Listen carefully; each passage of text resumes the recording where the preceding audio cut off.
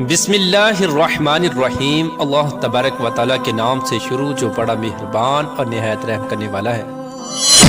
प्यारे दोस्तों, कौम आद और कौम समूद दुनिया की तारीख में दो ऐसी कौमें गुजरी हैं जिनको अल्लाह तबारक व तआला ने बेपनाह ताकत और बेपनाह कुव्वत से नवाजा था। इनकी ताकत का कोई मुकाबला नहीं कर सकता था। ये कौम दुनिया की लंबी तरीन कौम थी। इनके जैसी कौम न इनसे पहले आई और न ही इनके बाद अल्लाह तबारक व तआला ने इनके जैसी किसी कौम को पैदा फरमाया। प्यारे दोस्तों, आज की इस वीडियो में हम कौम समूद के बारे में बात करेंगे जो कौम आद के बाद आबाद हुई। कौम आद दुनिया की सबसे पहली ताकतवर तरीन कौम थी। इस कौम ने अल्लाह तबारक व तआला की नाफरमानी की और गुनाहों के अंदर मुब्तला हो गए तो अल्लाह तबारक व तआला ने इस कौम पर अपना दर्दनाक अजाब नाज़िल फरमाया और इस कौम को हलाको बर्बाद कर दिया। इस कौम का नामो निशान सफ़ाए हस्ती से मिटा दिया गया। इस तरह कौम आद की हलाकत के बाद एक दूसरी कौम मार्ज़ वजूद में आई जिसको कौम समूद कहा जाता है। कौम समूद कौम आद की नस्ल से ही थी और ये दुनिया की दूसरी ताकतवर तरीन कौम थी। कौम आद की तबाही और बर्बादी के बाद आद के छोटे भाई समूद की नस्ल से ये कौम वजूद में आई जिसको कौम समूद कहा जाने लगा। ये कौम हजर के इलाके में आबाद थी और आहिस्ता आहिस्ता ये लोग फैलते चले गए, यहाँ तक कि ये लोग मगरबी और शुमाली अरब तक फैल गए। इस कौम ने अपना दारुल हुकूमत हजर को ही रखा जो कि शहर हिजाज से बिल्कुल करीब वाक़ है, जिसे आज हम मदाइने साले के नाम से जानते हैं। प्यारे दोस्तों, उस वक्त की सबसे सुपर पावर कौम कौम आद सानी यानी कौम समूद थी। अल्लाह तबारक व तआला का इन पर यह खास करम था कि यह कौम इंतहाई ताकतवर थी और अल्लाह तबारक व तआला ने इनको बेशुमार नेमतों से भी नवाजा था। प्यारे दोस्तों, तारीख की किताबों में इस कौम का कद 40 हाथ बताया गया है और इनकी औसत उम्र 900 से 1000 साल थी। अल्लाह तबारक व तआला ने इनके जैसी कौम दोबारा पैदा ही नहीं की। ये ऐसी कौम थी जिनको कोई बीमारी न लगती थी और न ही इनके लोग बूढ़े होते और न ही इनके हाथ पांव कमजोर होते। ये लोग हमेशा जवान और तंदुरुस्त रहते। ये लोग इतने ताकतवर थे कि इनकी नजर तक भी कमजोर न होती थी। प्यारे दोस्तों, कौम समूद की एक नुमाया खूबी ये भी थी कि अगर कौम समूद का कोई मर्द अपनी औरत के साथ एक मर्तबा हम बिस्तरी कर लेता तो वो औरत एक ही बार में हामला हो जाती। यही वो खूबी थी जिसकी वजह से ये कौम आद की तबाही के बाद कौम समूद के नाम से उभरी और जल्द ही दुनिया के अंदर अपना असर और रसूख पैदा कर लिया। ऐसी शानदार कौम जिस कौम को अल्लाह तबारक व तआला ने बेपनाह ताकत और बेशुमार नेमतों से नवाजा था, लेकिन इसके बावजूद भी इस कौम ने कौन सा ऐसा गुनाह किया जिसकी वजह से अल्लाह तबारक व तआला ने इस कौम पर अपना दर्दनाक अजाब नाज़िल फरमाया और इस कौम को सफ़ाए हस्ती से मिटा दिया और इस कौम को रहती दुनिया के लिए इबरत का निशान बना दिया। प्यारे दोस्तों, इस कौम के घरों को आज भी अल्लाह तबारक व तआला ने निशाने इबरत के तौर पर बाकी रखा है। ये कौम बड़े बड़े पहाड़ों में रहने की शौकीन थी। ये लोग बड़े बड़े पहाड़ों को तराश कर उसके अंदर अपने खूबसूरत महल्लात बनाया करते थे और उसी के अंदर जिंदगी बसर किया करते थे। अल्लाह तबारक व तआला ने कौम समूद को बहुत कुछ अता फरमाया था। सरसब्ज बागात, मीठे पानी की नहरें और पथरीली जमीन पर हर किस्म के फल। इस कौम के आलीशान महल्लात इतने खूबसूरत थे कि सिर्फ दूर दराज से लोग इनके आलीशान महल्लात को देखने के लिए आया करते थे। प्यारे दोस्तों, कौम समूद अपने आलीशान महल्लात और सरसब्जो शादाब बागात और खूबसूरत मुर्गजारों और नेमतों की फरावानी की वजह से ये कौम गरूर और तकब्बुर में आ गई और सरकशी के नशे में धुत होकर अल्लाह तबारक व तआला की नाफरमानियां करने लगे और अल्लाह तबारक व तआला की वहदानियत को छोड़कर अपने हाथों से तराशे हुए बुतों की पूजा करने लगे। और ये बात भी भुला बैठे कि कुछ अरसा पहले अल्लाह तबारक व तआला ने इन्हीं की कौम पर इन्हीं गुनाहों की वजह से अपना दर्दनाक अजाब नाजिल फरमाया था और उस कौम को सफ़ाए हस्ती से मिटा दिया था। प्यारे दोस्तों, इस दुनिया की ताकतवर और बदबख्त कौम की तरफ अल्लाह तबारक व तआला ने अपने प्यारे नबी हजरत सालेह अलैहिस्सलाम को मबऊस फरमाया था। चुनाचे हजरत सालेह अलैहिस्सलाम ने अल्लाह तबारक व तआला के हुक्म के मुताबिक इस कौम को बुत परस्ती से मना किया और अल्लाह तबारक व तआला की वहदानियत की तरफ बुलाया और एक सच्चे खुदा की इबादत करने का हुक्म दिया। लेकिन कौम के सरदारों ने हजरत सालेह अलैहिस्सलाम को झूठा साबित करने के लिए उनसे मोर्जा तलब कर लिया। उस कौम के सरदार हजरत सालेह अलैहिस्सलाम से कहने लगे कि आज तक जो भी नबी आया वो अपने साथ कोई न कोई मोर्जा लेकर आया। अगर तुम अल्लाह तबारक व तआला के सच्चे नबी हो तो हमको मोर्जा दिखाओ। चुनाचे हजरत सालेह अलैहिस्सलाम ने उस कौम के सरदारों से पूछा कि आप लोग कौन सा मोर्जा चाहते हो।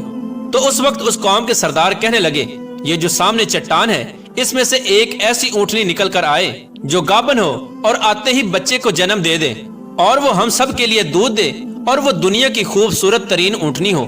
اور اس کے ساتھ ساتھ وہ اونٹنی ایسی ہو جس کا کوئی ماں باپ نہ ہو۔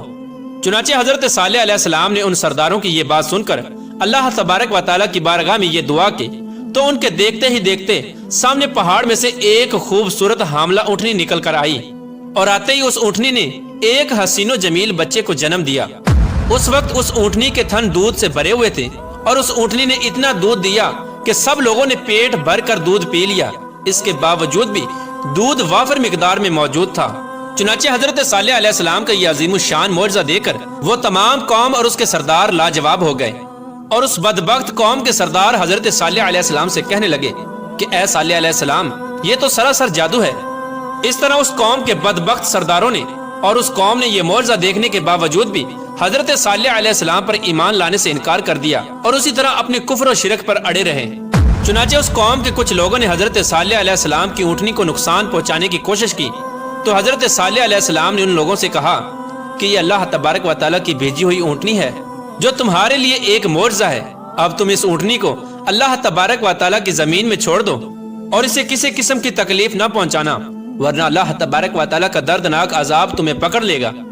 معزز ناظرین، اس طرح اللہ تبارک و تعالیٰ کی وہ بھیجی ہوئی اونٹنی اور اس کا بچہ قوم سمود کے کھیتوں میں پورا دن چرتے اور ان کے چشموں کا سارا پانی پی جاتے۔ یہ ماجرا دیکھ کر قوم سمود نے حضرت صالح علیہ السلام کی بارگاہ میں شکایت کی کہ اونٹنی اور اس کا بچہ چشمے کا سارا پانی پی جاتے ہیں اور ہم کو پینے کے لیے پانی نہیں ملتا۔ تو ان کی یہ شکایت سن کر حضرت صالح علیہ السلام نے ان کے لیے دن مقرر کر دیے اور اس طرح اس چشمے کے پانی کو بانٹ دیا۔ ایک دن حضرت صالح علیہ السلام نے اس اونٹنی کے لیے مقرر کر دیا اور دوسرا دن اس چشمے کا پانی قوم سمود کے لیے مقرر ہو گیا۔ پیارے دوستو، جس دن وہ اونٹنی پانی پیتی اس دن وہ دودھ بھی زیادہ دیتی اور دودھ اتنا ہوتا کہ دن اور رات میں ختم ہی نہ ہوتا، جس طرح کہ اللہ تبارک و تعالیٰ قرآن پاک میں اس بات کی طرف اشارہ کرتے ہوئے ارشاد فرماتا ہے۔ اور حضرت صالح علیہ السلام نے اپنی قوم سے کہا کہ یہ اونٹنی ہے، ایک دن اس کی پانی کی باری ہے اور ایک معین دن تمہاری پانی کی باری ہے، اس کو کوئی تکلیف نہ دینا ورنہ اللہ تبارک و تعالیٰ کا دردناک عذاب تمہیں پکڑ لے گا۔ پیارے دوستو، اس طرح کچھ ہی دنوں بعد قوم سمود اس اونٹنی سے تانگ آ گئی، کیونکہ جس دن وہ اونٹنی پانی پیتی اس دن ان کو پینے کے لیے پانی نہ ملتا۔ اور ویسے بھی قوم سمود کے سرداروں نے حضرت صالح علیہ السلام کی اس اونٹنی کو ایک جادو قرار دے رکھا تھا۔ خیر، قوم سمود کے ایک طاقتور سردار کی بیوی جس کا نام صدوق تھا، اس عورت کے دو انتہائی خوبصورت اور حسین و جمیل بیٹیاں تھیں، ان کی عمریں 12 اور 14 سال تھیں۔ اس عورت نے حضرت صالح علیہ السلام کے بیٹے کو یہ لالچ دیا کہ اگر تم اپنے گھر میں موجود اونٹنی کو رات کے اندھیرے میں قتل کر دو تو میں اپنی دونوں بیٹیاں انعام کے طور پر تمہیں دے دوں گی۔ چنانچہ حضرت صالح علیہ السلام کی اولاد چونکہ نیک تھی لہٰذا وہ اس عورت کے اس جال میں نہ پھنسے۔ پھر اس کے بعد اس صدوق نامی عورت نے پوری قوم میں یہ اعلان کر دیا کہ جو بھی شخص حضرت صالح علیہ السلام کی اس اونٹنی کو قتل کرے گا میں اپنی دونوں کنواری بیٹیوں کا نکاح ان کو دے دوں گی۔ اس عورت کا یہ اعلان سنتے ہی اس قوم کے دو نوجوان جن کا نام مصدع ابن دہر اور کیدار بن سالف تھا، ان دونوں بدبختوں نے مل کر اسی رات حضرت صالح علیہ السلام کی اس اونٹنی کو ذبح کر دیا۔ اس طرح اللہ تبارک و تعالیٰ کی اس بھیجی ہوئی اونٹنی کو ذبح کرنے کے بعد قوم سمود حضرت صالح علیہ السلام سے کہنے لگی کہ اگر تم اللہ تبارک و تعالیٰ کے سچے رسول ہو تو ہم پر وہ عذاب نازل کرو جس عذاب سے تم ہم کو ڈراتے ہو۔ اس طرح اس اونٹنی کے قتل ہونے کی خبر سن کر حضرت صالح علیہ السلام بے حد پریشان ہوئے اور زاروں کی طرح رونے لگے۔ چنانچہ اس طرح اس اونٹنی کو قتل کرنے کے بعد اس بدبخت قوم نے حضرت صالح علیہ السلام کو قتل کرنے کا بھی ارادہ کر لیا، جس طرح کہ اللہ تبارک و تعالیٰ قرآن پاک میں ارشاد فرماتا ہے۔ آخر کار انہوں نے اونٹنی کو قتل کر دیا اور اپنے پروردگار کے حکم سے سرکشی کی اور کہنے لگے کہ جس چیز سے تم ہم کو ڈراتے ہو اگر تم اللہ تبارک و تعالیٰ کے سچے پیغمبر ہو تو اس عذاب کو ہم پر لے آؤ۔ اس طرح جب اس قوم نے اللہ تبارک و تعالیٰ کی بھیجی ہوئی اس اونٹنی کو قتل کر دیا اور اپنی نافرمانی میں حد سے زیادہ بڑھ گئے اور خود ہی اللہ تبارک و تعالیٰ کے عذاب کو طلب کر لیا تو حضرت صالح علیہ السلام قوم سمود سے کہنے لگے کہ اب اللہ تبارک و تعالیٰ کے دردناک عذاب سے تم لوگوں کو کوئی نہیں بچا سکتا۔ چنانچہ حضرت صالح علیہ السلام کی یہ بات سن کر اس قوم کے 9 بدبخت لوگوں نے یہ ارادہ کیا کہ اب حضرت صالح علیہ السلام کو یقیناً قتل کر دیا جائے۔ چنانچہ یہ 9 افراد ایک پہاڑ کے پیچھے چھپ کر حضرت صالح علیہ السلام کا انتظار کرنے لگے کہ کب حضرت صالح علیہ السلام یہاں سے گزریں اور معاذ اللہ ہم ان کو قتل کر دیں، لیکن اللہ تبارک و تعالیٰ کی حکمت ایسی ہوئی کہ اللہ تبارک و تعالیٰ نے اسی رات ان 9 افراد پر پتھروں کی بارش برسا دی، جس کی وجہ سے وہ 9 کے 9 افراد ہلاک ہو گئے، اور صبح پوری قوم کے لوگوں نے ان 9 افراد کی لاشوں کو دیکھا۔ اس طرح اللہ تبارک و تعالیٰ کے دردناک عذاب اور ان 9 افراد کی لاشوں کو دیکھنے کے باوجود بھی قوم سمود اپنی سرکشی سے باز نہ آئی اور اسی طرح بت پرستی کے اندر مبتلا رہی اور اللہ تبارک و تعالیٰ کی نافرمانیوں میں مزید حد سے بڑھنے لگے۔ اس طرح جب حضرت صالح علیہ السلام کی قوم قابل ہدایت نہ رہی تو اس وقت حضرت صالح علیہ السلام نے اپنی قوم سے کہا کہ تمہارے پاس صرف 3 دن باقی بچے ہیں، جتنی چاہے عیش و عشرت کر لو اور شراب و شباب میں گزار لو، 3 دن کے بعد اللہ تبارک و تعالیٰ کا دردناک عذاب تمہارا منتظر ہے۔ جس طرح کہ اللہ تبارک و تعالیٰ قرآن پاک میں ارشاد فرماتا ہے کہ جب انہوں نے اس اونٹنی کو قتل کر دیا تو حضرت صالح علیہ السلام نے اپنی قوم سے کہا کہ 3 دن اپنے گھروں میں فائدہ اٹھا لو اور یہ وعدہ جھوٹا نہیں۔ اس طرح جب حضرت صالح علیہ السلام نے اپنی قوم کو اللہ تبارک و تعالیٰ کے دردناک عذاب کی وعید سنائی تو اس قوم کے بے شرم لوگوں نے حضرت صالح علیہ السلام کا مذاق اڑانا شروع کر دیا،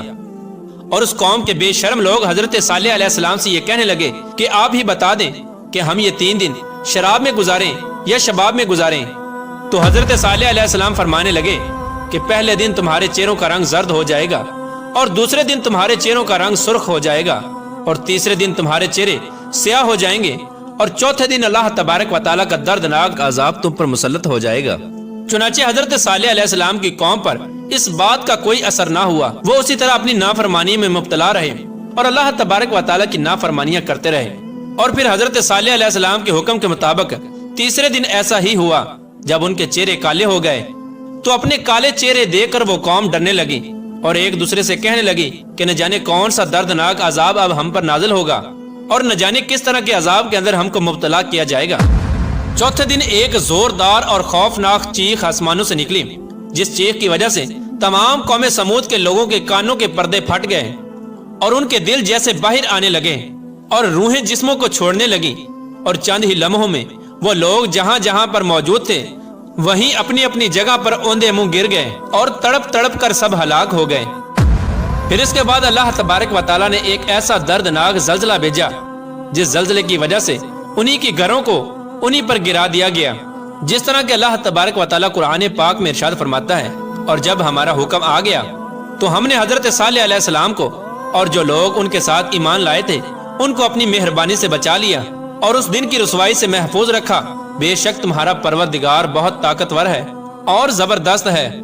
پیارے دوستو، اس طرح اللہ تبارک و تعالیٰ نے قوم عاد کی تباہی اور بربادی کے بعد ان کی نسل میں سے قوم سمود کو ہلاک کیا اور اس نافرمان قوم پر اپنا دردناک عذاب نازل فرمایا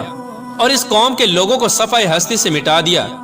اور اللہ تبارک و تعالیٰ نے اس قوم کے گھروں کے نشانات کو آج بھی باقی رکھا ہے تاکہ لوگ عبرت حاصل کریں اور اللہ تبارک و تعالیٰ کی نافرمانی سے باز آ جائیں۔ اس قوم کے گھر آج بھی لوگوں کے لیے عبرت کا نشان بنے ہوئے ہیں۔ اللہ تبارک و تعالیٰ سے دعا ہے کہ اللہ تبارک و تعالیٰ اپنے حضور عاجزی اور انکساری کے ساتھ زندگی گزارنے کی توفیق عطا فرمائے اور ان تمام گناہوں سے ہمیں بچائے جن گناہوں کے اندر مبتلا ہو کر پہلی قومیں ہلاک ہوئیں۔